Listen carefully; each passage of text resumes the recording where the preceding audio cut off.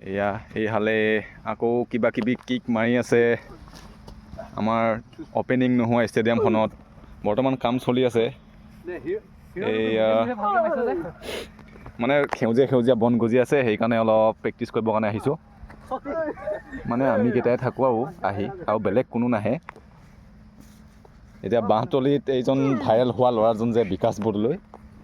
বৰ্তমান ঢপলিয়াই আছে কিক মাৰি আছে কিন্তু কিকবিলাক হোৱা নাই ভালকৈ কাৰণ সি বিয়া পাতিলে চব প্ৰেক্টিচ বাদ দিছিলে সেইজনে পেটটো ওলাই গৈছে তাৰ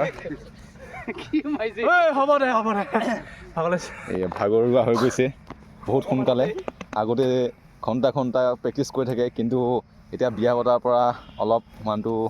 কমজোৰ হৈ গৈছে আৰু ফুলৰ মৰম দিবা দেই বাই বাই ফুলৰ মৰম তাক ফুলৰ মৰম লাগে বোলে আৰু এইজন হৈছে ৰণী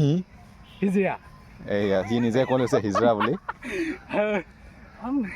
ভৱিষ্যত যদি হৈ যায় বুলি ক'লে